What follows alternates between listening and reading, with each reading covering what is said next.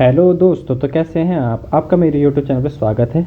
आज मैं BMS first drop Sanskrit subject का चैप्टर 2 का पार्ट टू लेक्चर लेके आया हूं। इसमें संज्ञा प्रकरण के बारे में पढ़ेंगे।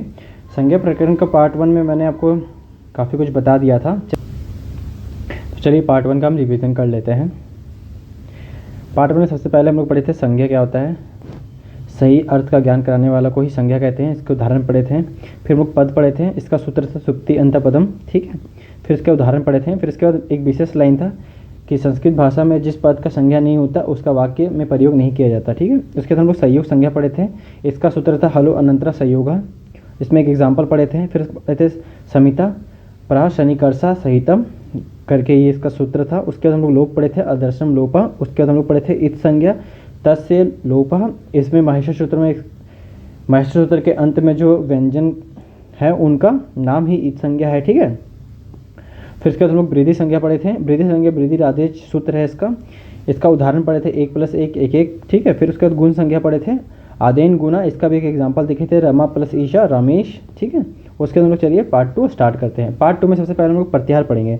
प्रत्याहार का पहले हम लोग डिस्कस कर चुके हैं चैप्टर 1 में, ठीक है। प्रत्याहार महेश्वर सूत्र के बारे में बताया था, ठीक है। आदि और अंतिम वर्ण के साथ उच्चारित मध्यम और अपना बोध होना ही प्रत्याहार संज्ञा कहलाता है, ठीक। उसके बाद उदात्त उच्चैरुदात्त कंठ तालु आदि के ऊपरी भाग से उच्चारित वर्ण को उदात्त संज्ञा कहते हैं, ठीक है। इसमें उदाहरण है अच प्रत्याहार जितने भी हैं सब उदात्त के एग्जाम्पल हैं। फिर उसके बाद पढ़ते हैं हम लोग अनुदात्त। अनुदात्त का सूत्र है निचेरु अनुदाता।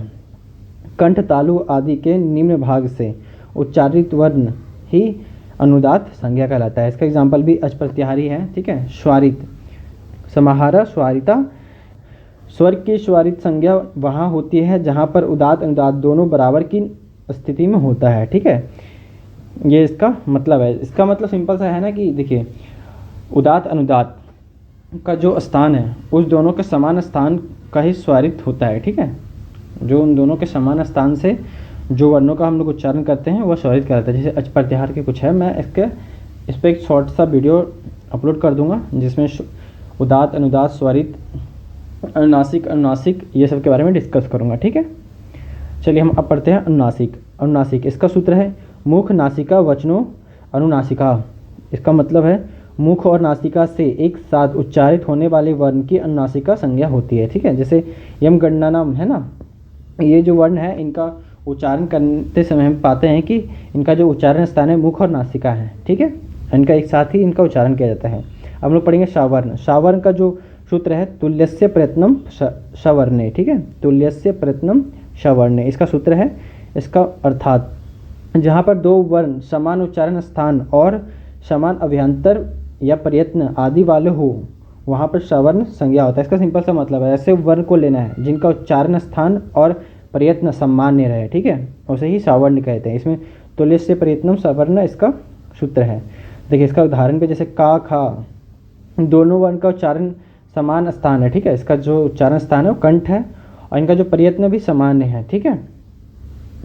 अस्पृष्ट जिसको हम लोग पढ़े थे अभ्यंतर प्रयत्न में वो इसके स्थान थे। अब हम लोग पढ़ेंगे निपात। निपात का पर परा अपशम अनु अब निश निर दूस दूर वी अंग नि अदि अति अपि।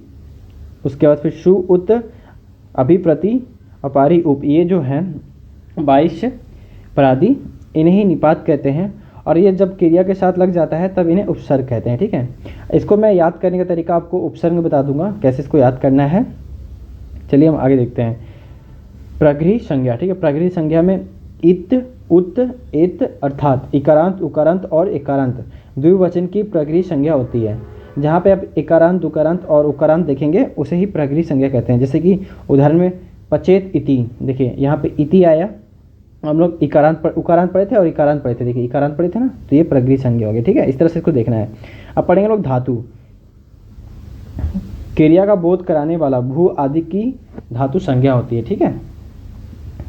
और उसके बाद आगम, किसी वर्ण के साथ जब दूसरा वर्ण पास आकर बैठकर उससे संयुक्त हो जाता है इसे ही आगम कहते हैं। मतलब सिंपल सा मतलब इसका यही है कि जब कोई शब्द है, ठीक है, उसमें कोई वर्ण के साथ दूसरा वर्ण आकर बैठ जाता है और उससे जो शब्द बनता है उसे ही आगम कहते हैं। जैसे कि उदाहरण में वृक्ष प्लस छाया, ठीक है। ये दो शब्द हैं, इसमें जब ये जुड़ता है तब इसमें एक दूसरा वर्ण आके जुड़ जाता है, ठीक है, जुड़ते समय। जैसे देखिए वृक्ष प्लस छाया, वृक्ष छाया, इसमें चा का आगम हुआ है, ठीक है। इसमें देखिए जैसे इसमें मैंने लिखा है, इसमें आ और छा के मध्य चा का आगम हुआ है। अब पढ़ेंगे आदेश।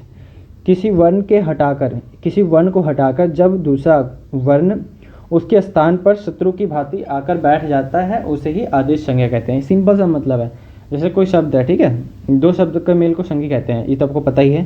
तो जब दो शब्द मिलते हैं, उन शब्द मिलने के समय एक वर्ण को हटाकर दूसरा वर्ण उसके स्थान पर आ जाता है, इसे ही आदेश संज्ञा कहते हैं। जैसे यदि प्लस अपि, ठीक है, तो यहाँ पे दो और आकर हट करके यद्यपि हो गया, ठीक है।